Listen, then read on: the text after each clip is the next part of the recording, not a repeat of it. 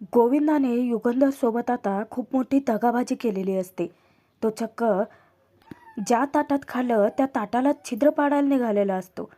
आता शिर्के त्याची अशी काही खरडपट्टी काढतो की लाज वाटू देत जरा. अरे, ज्यांनी तुझं अख्खं आयुष्य तुला पोसलं, तू त्यांच्याच सोबत दगाबाजी करायला निघाला होतात.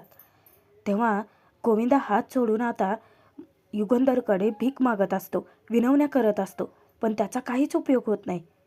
युगंधर शिर्केला म्हणतो की शिर्के, आयुष्यातलं सगळ्यात मोठं दुःख कोणतं माहिती आहे? आपलं कुटुंब जिवंत असतानासुद्धा ते आपल्याच जवळ नसणं.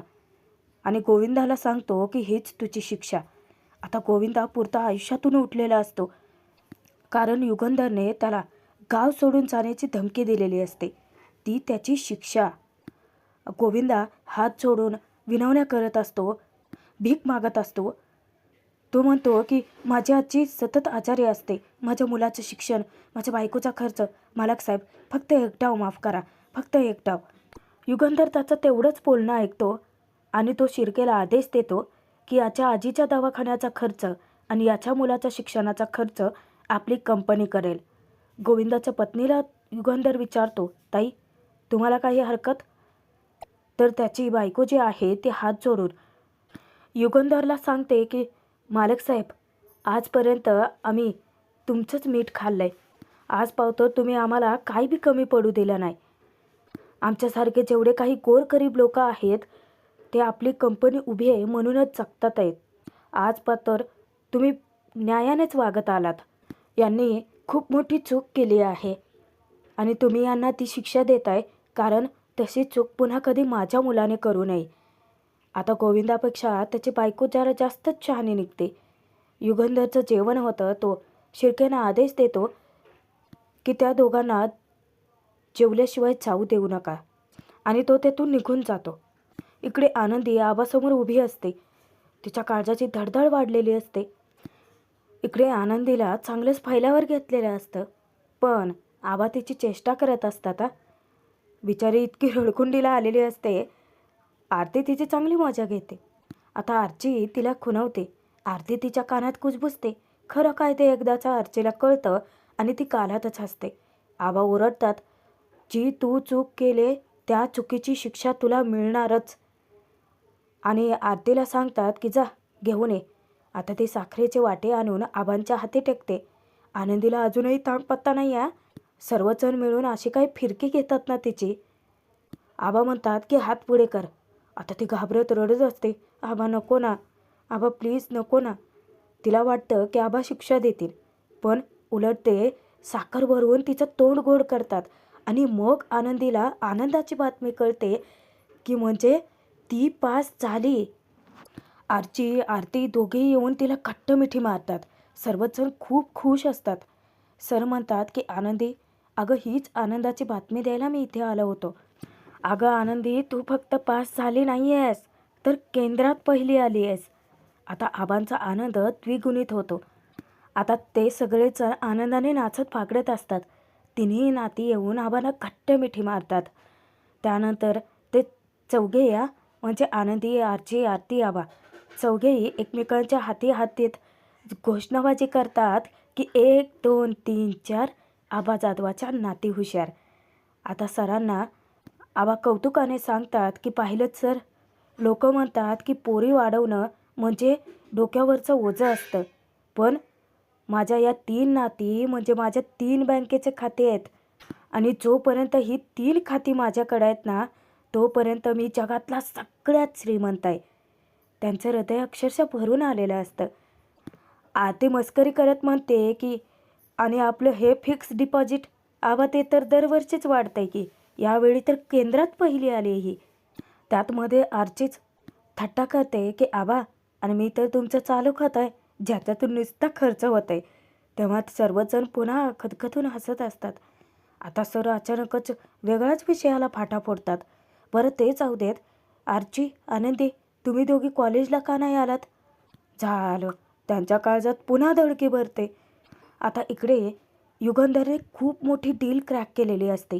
5 वर्षानंतर एका मोठ्या डीलची आनंदाची बातमी त्याला मिळते. शिर्केंचं तो अभिनंदन करतो आणि उठून समिधाच्या फोटोपुढे उभं राहतो. तिला आनंदाची बातमी देतो की पाहिलंच समिधा, तुम्ही पाहिलेलं स्वप्न आता पूर्ण होतंय. आज आपली 10वी मिल उभी राहते. लोकांना वाटतं की युगंधर निंबाळकर म्हणजे काळा पाषाण, पण त्यांना काय ठावं की तुझ्या बोलण्याने या पाषाणाला नेहमी पाजर फुटायचा. बाहेरच्या जगासाठी मी असेन मालक साहेब, पण तुझ्यासाठी मी तुझा तोच युगंधर आहे जो तुझ्या एका शब्दाखातर, एका इच्छेखातर जग उलटं पालटं करायचा. आज त्या साड्या चालताना नुसता माझ्या मनात जाळ उठला होता. आज जरीच्या साडीमध्ये त्याने भेसळ केली होती. तुला आवडणाऱ्या कुठल्याच गोष्टीमध्ये मला भेसळ केलेली नाही चालणार, कारण तू मला शिकवलं होतं तडजोड करायची ती माणसांसाठी, धंद्यात कधीच नाही.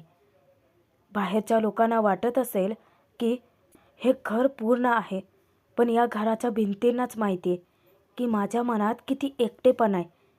तू होतीस तेव्हा तुझ्यासोबत सगळंच चांगलं वाटायचं. अगं तू गेलीस आणि माझ्यासाठी हे सगळं मातीमोलच आहे. तू अशीच कायम माझ्यासोबत राहा, नाहीतर मग या विजयाच्या गुलाला काहीच अर्थ उरणार नाही. इकडे आता आनंदी सरांच्या प्रश्नाचं उत्तर देणारच असते. आरची एक खोटं लपवण्यासाठी पुन्हा खोटं बोलते. आबांना आता राग येतो. ते विचारतात, हवेलीतून फक्त फाईल देऊन यायला इतका उशीर कसा काय झाला? तेव्हा आरचे सांगते की नाही नाही आबा, आम्ही वेळेतच पोहोचलो होतो, पण मध्येच ते ललितचा टायर पंक्चर झाला ना, मग ते पंक्चर काढा त्यात वेळ गेला. आता सर म्हणतात की ठीक आहे, ते जाऊ देत. आनंदी, हे घे तुझं मार्कशीट. आता आनंदी जेव्हा ते मार्कशीट हातामध्ये घेते तेव्हा सर तिला पेन देतात आणि त्याच्यावरती सही करायला सांगतात. आता अचानक आनंदीच्या लक्षात येतं की निंबाळकरांच्या घरात झालेला मोठा खोटेपणा अजून आबांना काही कळलं नाही म्हणून ती थोडीशी घाबरते. आरची येते आणि तिच्या कानात कुजबुजते की तायडे, आता तर तुला मार्कशीट बी मिळाले आणि तू पहिली पण आली आहे, जरा हस की. तसं बी आबांना कुठे काय कळलंय, हस हस. आणि ती आनंदाने आता सही करायला जाते. तिकडे युगंधरसुद्धा खूप मोठी डील क्रॅक करतो. त्याची 10वी कंपनी आता उभी राहणार असते. पण युगंधर आहे अंगठे बहात्तर. शिर्केला तो विचारतो की सगळी कागदपत्र व्यवस्थित वाचलेत ना? शिर्के सांगतो की होय मालक साहेब. तो पटकन आता पेनने आपल्या अंगठ्यावरती शाई लावून घेतो. इकडे आनंदी सही करते आणि तिकडे तो अंगठा लावतो. दोघांच्याही आयुष्यात एकाच वेळी आनंदाचीच बातमी आलेली असते. इकडे युगंधरसाठी तर तिकडे आनंदासाठी सगळेजण टाळ्या वाजवत असतात. युगंधर मनातच आनंद साजरा करतो की आज अजून एक तुमचं स्वप्न पूर्ण झालं समिधा. इकडे आता सर्वजण बसलेले असतात तेव्हा आरची सगळ्यांना म्हणते की चला आता तायडीने आज मैदान मारलंय की नाही, मग उद्या यात्रेत नुसता धिंगाणा. आबा म्हणतात की करायचा की, आधी रामरायाला नारळ वाहूयात आणि त्यानंतर अख्ख्या गावाला पेढे वाटू येतात. त्यांना बी कळू देत की आबा जाधवाचे पोर नात पहिले आले ते. गुरुजीसुद्धा आनंदीचं इतकं कौतुक करतात की खरंच तू खूप हुशार आहेस आनंदी. तू तुझ्या जिद्दीने 85% तर मार्क मिळवलेत, वरून केंद्रातही पहिली आलीत बरं का. तेव्हा आबांना थोडंसं रडू येतं. ते म्हणतात की काय करायचं गुरुजी, माझ्या पोरींवरचं आईबापाचं छत्र हरवलं आणि नशिबाने सुद्धा साथ दिली नाही, पण आमची आनंदी डगमगली नाही. नशीब स्वतःचं पालटवलं आमच्या पोरीने. पोलादी मन आहे तिचं. गुरुजीही कौतुक करतात की आबा, अहो आनंदी खूप तल्लख बुद्धीची मुलगी आहे. अहो रत्नासारखी पोर आहे तुमची. आता मध्येच आरची पचकते. तुम्हा सगळ्यांचं बोलून झालं असेल तर मी काय म्हणते, आपण काहीतरी खाऊन घ्यायचं का? नाहीतर माझ्या पोटात पण असे बी कावळे ओरडायलेत. तेव्हा आबा अजून एकदा विचारतात की पोरीनो, ती फाईल जी होती ती नेमकी शिर्के साहेबांच्याच हाती दिली ना तुम्ही? आता दोघेही गप्प बसतात. आरती त्या दोघींनाही दटावते की काय गं, दोघींच्याही तोंडाला कुलूप, काय लपवताय का तुम्ही? त्यावर लगेच आरची थापा मारते की आबा होय की, अहो तुम्ही सांगितलं, आम्ही जी फाईल आहे ना ती शिर्के साहेबांच्याच हातात दिली आणि ती पटकन विषयाला वेगळं वळण देते. मुद्दामच म्हणते की आबा खायचं बी बघूयात, आपलं सर आले ते त्यांचं चहा पाण्याचं बी बघू काय तर. तेव्हा आबा सांगतात की आरती जा चहा पाण्याचं बघ. आबांचा अचानक ऊर भरून येतो आणि ते गुरुजींचे सुद्धा आभार मानतात की तुम्ही माझ्या नातीला मार्गदर्शन केलं नसतं ना तर हा दिवस मला बघायला मिळाला नसता. आरची आता आनंदीच्या कानात जाऊन कुजबुजते की वाचलो. तिला जरी वाटत असलं ना वाचलो, अजून मोठं संकट यायचं आहे. इकडे युगंधर त्याचे मिलमध्ये फेऱ्या मारत असतो. सोबत शिर्केही असतं. शिर्के सगळ्यांना आनंदाची बातमी देतो. जेवढ्या मिल आहेत तेवढ्या ठिकाणी पेढं वाटून सगळ्यांचं तोंड गोड करायला सांगतो. आता तो फोन ठेवतो. युगंधरला सांगतो की आपल्या सगळ्या मिलमध्ये पेढं वाटायला सांगितल्यात. त्याच्या आधी युगंधर त्याला एक गोष्ट बजावतो. शिर्के, आपल्या सगळ्या कायदेशीर परवानग्या, कागदपत्र, एनओसी हे आजच्या आज क्लिअर झालं पाहिजे. तेव्हा शिर्के त्याला शब्द देतो की साहेब, आजच्या आज सगळी कागदपत्र क्लिअर करून आणून तुमच्या टेबलावर ठेवतो बघा. आता आजचा दिवस इतका शुभ आहे ना साहेब. त्यावर युगंधर भडकतो. तो म्हणतो की आजचा दिवस अशुभ आहे शिर्के. तो फोटो जागचा हल्लाच नसता. माझ्या परवानगी बिगर त्या घरात वारं बी फिरकत नाही. मग तो फोटो जागचा हल्ला कसा? आता शिर्केच्या चेहऱ्याचा रंगच उडतो. आणि मुळात महत्त्वाची ऑफिसची फाईल ही हवेलीच्या आत आलीच कशी? आता उत्तरं तर शिर्केलाच द्यावी लागतात. त्याचा जीव अगदी कंठाशी आलेला असतो. शिर्के काही बोलणार त्याआधी युगंधर विचारतो, कितवी वेळ आहे आवाज वाजवायची, अशा चुका करायची? पुन्हा त्याचा आवाज चढतो आणि शिर्के बोलून टाकतो की तिसरी. आता शिर्केला आवाज वाजवावर दया येते. मग आबांबद्दल तो भरभरून बोलतो की साहेब, जुना जाणता माणूस आहे, वय झालं आहे थोडं. आता कामं पटापटा वेळेवरती होत नाहीत. तरी बी ते काम व्यवस्थित पुरं करायला ते फाईल घरी घेऊन गेलते. त्याला वाटत असतं की युगंधरने आबाला माफ करावं, पण घडतं मात्र त्याच्या भलतंच. कारण युगंधर इतका चिडलेला असतो. तो म्हणतो की कंपनीचे नियम धाब्यावर बसवलेले आम्हाला चालणार नाहीत. आधी कंपनीचे नियम महत्त्वाचे आहेत. तेव्हा शिर्के आपल्या परीने प्रयत्न करतो आबांना वाचवण्यासाठी, त्यांची नोकरी वाचवण्यासाठी. तो युगंधरला सांगतो की साहेब, जुना जाणता माणूस आहे हो. अहो, इतका निष्ठेने राबलाय आपल्या कंपनीसाठी. एक डाव. युगंधर लगेच त्याला आदेश देतो की आत्ताच्या आत्ता आबा जाधवाला माझ्यासमोर हजर करा. शिर्के धक्क्याने विचारतो की आत्ता? युगंधर तिरप्या नजरेने त्याच्याकडे काय बघतो. तो म्हणतो की पोहोचलं. तो थोडं पुढे जातो. युगंधर त्याला मागे बोलवून घेतो. आबा जाधवाला तुम्हाला काही बोलायची गरज नाही आहे शिर्के. काय बोलायचं ते माझं मी बोलून घेतो. शिर्के त्याच्या आज्ञेचं पालनच करतो. शिर्के तर त्यातून निघून जातो. इकडे आनंदीच्या मनात अजूनही रुकरुक चालूच असते. आरची येते आणि म्हणते की तायडे, अगं बाहेर चल की, आबा बघ की किती खुश आहेत. तेव्हा आनंदी घाबरतच सांगते की अर्चे, मनात ना पाल चुकचुकते ग. आज आपण खोटावर खोटंच बोलत आलोय. आबांना कळलं तर? तिला भीती वाटत असते. आरची आता तिच्या मनाचं समाधान करते की तायडे, अगं जर काही व्हायचं असतं ना तर कवाच झालं असतं की. आणि अगं आबा बी बघ की किती खुश आहेत. आबांना जर सगळं खरं कळणारच असतं तर हवेलीवरून कवाच फोन आला असतं की त्यांना. आणि तायडी, जरा हस की, उगाच तू चेहरा पाडून बसू नको की. आबांना सगळं कळलं तर किती वाईट वाटेल त्यांना. आता आनंदी विचार करते की हा आनंद किती काळ टिकून राहणार आहे देवच जाणे. कारण तिचं मन तिला संकेत देत असतं की नक्कीच काहीतरी वाईट घडणार आहे. इतक्यात आरती त्या दोघींना हाक मारते की अगं काय तुमच्या किचनमध्ये खुसूरपुसूर चालू आहे. आरच्या आनंदीला घेऊन बाहेर येते. शिरा घेऊन आलेली असते, पण ती येता क्षणी पुन्हा एकदा खोटंच बोलते. आरतीला ते सांगते की अगं तायडे, आपली आता उद्या रामनवमीची यात्रा आहे ना, मग ते यात्रेतून काय काय खरेदी करायचं आहे त्याबद्दलच बोलत होते. आबा आनंदीला आपल्या जवळ बोलावतात आणि गोडाचा एक घास भरवतात. त्यांना कौतुक असतं की आनंदीने आबांची मान गावामध्ये उंचावली. पण आनंदी इतक्या मोठ्या आणि दिलदार मनाचे ते क्रेडिट ती स्वतः घेत नाही. उलट आबांचं आभार मानते की आबा तुम्हीच शिकवलत ना की डोळे नसून सुद्धा दिसत नसून सुद्धा जग जिंकता येतं. आणि तायडे खरं तर तुझे पण आभार मानते हा. कारण माझ्या जागी तू पेपर लिहिलेत.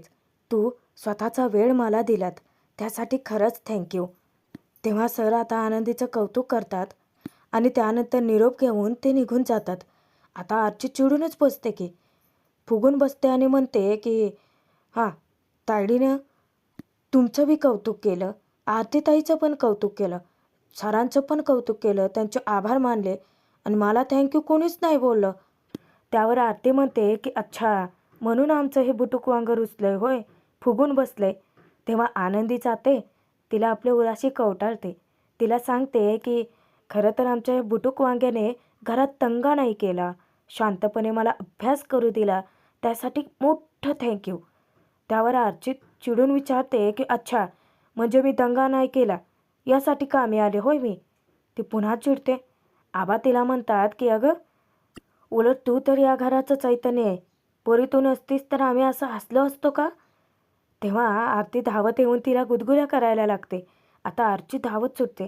त्या तिघींचा इतका दंगा इतकी मस्ती चालू असते.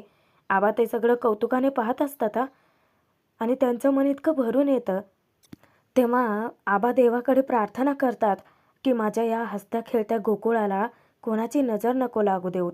आणि इतक्यातच शिर्केंची जबरदस्त एंट्री होते. आता तिथे आनंदी आरची दोघीचेही चांगलेच धाबेदान आणलेले असतात. शिर्के गाडीच्या खाली उतरतो. आबा ताडकन उठून उभे राहतात की शिर्के इथे. त्या दोघेही प्रचंड घाबरून जातात शिर्के येतो आणि तो खरं तर युगंधरच्या आदेशाचं पालनच करतो. तो आबांना रामराम घालून युगंधरने म्हणजे मालक साहेबांनी तुम्हाला तातडीनं बोलवल्याचं सांगतो. आता आबांना तर जावं लागणार असतं. आबा आरतीला घरातून कोट घेऊन यायला सांगतात. शिर्केला ते विचारतात एवढं काय काम काढलं तातडीने बोलावणं धाडलंय. पण शिर्केला आता युगंधरने आधीच ताकीद दिलेली असते की त्याने काहीही सांगायचं नाही. जेवढं काही बोलायचं असेल युगंधर स्वतःच बोलेल. शिर्के काही वेळानंतर आबांना घेऊन त्या मिलमध्ये जातो. युगंधरवरून त्यांना पाहत असतो. आबा आणि शिर्के थोड्याच वेळात युगंधरपाशी पोहोचतात. तेव्हा युगंधर आबांना म्हणतो की चूक आणि अपराध यातला फरक कळतो ना तुम्हाला आबा जाधव? ती फाईल तुमच्या घरापर्यंत कशी पोहोचली? तेव्हा आबा सांगून टाकतात खरं काय ते. काम जास्तीचं पडलं होतं, ते वेळेत पूर्ण करायचं म्हणूनच मी ती फाईल घरी नेली होती. ती फाईल मी शिर्के साहेबांच्याच हाती देणार होतो, पण घाई झाली म्हणून मी माझ्या दोन्ही नातींना पाठवलं होतं, आनंदी आणि आरची. काही झालंय का साहेब? इकडे तोपर्यंत आनंदी आरतीसमोर कबुली देते की चूक नाही ग, अपराधच घडलाय आमच्या हातून. आरती वैतागून विचारते की तरी मला वाटलंच होतं तुम्ही दोघे काहीतरी लपवायलात. अगं पोरीनं बोला, काय झालंय? तेव्हा आनंदी कोड्यातच बोलते आम्ही आमची मर्यादा ओलांडली ग ताई. आता आरतीच्या डोक्यात काही शिरत नाही. तेव्हा आरती सांगून टाकते की आणि चूक माझ्या हट्टापायीच घडले ताई, आम्ही हवेलीत शिरलो होतो. आरतीला असा काही धक्का बसतो. तिकडे युगंधर तर इतका भडकलेला असतो. आबांवरती तो ओरडतो की माझी परवानगी नसताना माझ्या घरात हवा बी शिरत नाही. त्यांची हिंमत कशी झाली माझ्या घरात जायची? तुमची चाकरी फक्त माझ्या फॅक्टरीपर्यंत आहे, घराच्या उंबरट्यापर्यंत, घराच्या आत नाही. आबा आपल्या नातीच्या वतीने माफी मागतात की साहेब अहो लहानग्या पोरी आहेत त्या, अहो त्या घराच्या रंगाला भुलल्या असतील, आजान आहेत होत्या, माफ करा. हवा तर मी तुमचे पाय धरतो. इतक्यात आता शिर्के त्याला थांबवायला जातो आबांना. तेव्हा युगंधर नुसतं खाऊ का गिळू नजरेनं बघतो त्याच्याकडे. इकडे आनंदी आरची दोघेही घाबरलेले असतात. आरती तर काही बोलायलाच तयार नसते. आनंदी म्हणते की मालक साहेबांचा तो कडक शिस्तीचा आवाज अजूनही जीव घाबरायला होत आहे ग. आरची म्हणते की तायडे बोल की ग काहीतरी. आरती इतकी चिडते दोघींवरती. आता काय बोलायचं ग?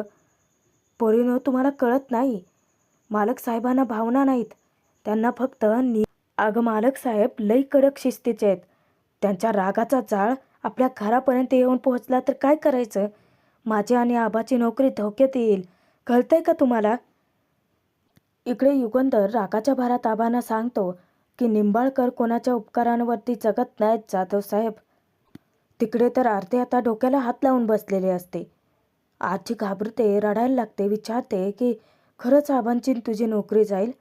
तेव्हा आनंदी स्वतःला कोसत राहते की असं झालं तर मी कधीच स्वतःला माफ नाही करू शकणार. आणि नेमकं ते आणि तसंच घडतं. इकडे युगंधर आबांना ताकीद देतो, उद्यापासून तुम्ही आणि तुमची मोठी नात इथपर्यंत यायची काहीही गरज नाही. तुमची सेवा इथेच संपली. आता शिर्केलाही मोठा धक्का बसतो. आबा त्यांना विनवण्या करतात की असं करू नका हो. साहेब अहो, मी म्हातारा माणूस आहे. मला नोकरीवरून काढून टाकू नका हो. मी काय माझ्या नातीनं आता उपाशी मारू का? आबा रडायला लागतात. पण आता युगंधरच्या काळजाला पाजर फुटत नाही. तो म्हणतो की तुमचा वैयक्तिक प्रश्न आहे, तो तुमचा तुम्ही बघून घ्या. शिर्केला बी काही बोलता येत नाही. त्याला खूप वाईट वाटतं. पण युगंधरच्या पुढे थोडीच जाणार तो. युगंधर आता आबांना निरोप देतो. आबा निमूटपणे रडत आपले अश्रू पुसत तेथून तसेच जड अंतकरणाने निघून जातात. आणि युगंधर त्यांच्याकडे पाठ फिरवून उभा असतो. प्रेक्षकांनो, हा भाग इथेच संपतोय. पण पुढे मालिकेमध्ये इतके छान ट्विस्ट येतात ना, म्हणजे खरं खूप छान आहे ही मालिका. कारण आरती आणि आबांची नोकरी गेली, त्या दोघांनाही मोठा धक्का बसलेला असतो. आणि त्या दोघांचं बोलणं ऐकते आनंदी. युगंधर शिर्केसोबत बोलत असतो की आता जी मोठी डील क्रॅक केली आहे त्याच्या आड आता कुणीही येऊ शकत नाही. पण अचानकच समिधाची एंट्री झाली आहे तिथे. आता नेमकं समिधाचं हे प्रकरण आहे तरी काय? युगंधर तर सतत तिच्या फोटोशी बोलत असतो आणि ती प्रत्यक्षात समोर उभी आहे. येता क्षणी ती त्याचं कौतुक करते की वाह, काय तो थाट आणि काय तो माज. आता रामनवमीच्या दिवशी जे भारूड ठेवलेलं असतं त्या भारुडामध्ये युगंधरला आनंदी सत्याची, माणुसकीची जाणीव करून देण्याचा प्रयत्न करते की काय तो रामराजा जो सगळ्यांचा जीव जाणून होता आणि आजचा कलियुगाचा राजा तो फक्त स्वार्थी. आता युगंधरला कळलंय आनंदी कुणाबद्दल ते सगळं बोलते. पण आनंदी आता तिच्या बहिणीची आणि आबांची नोकरी कशी परत मिळू शकेल पाहणं तितकंच मनोरंजक ठरेल. प्रेक्षकांनो, आनंदी या नव्या मालिकेचे एपिसोड्स पाहण्यासाठी सबस्क्राईब जरूर करा.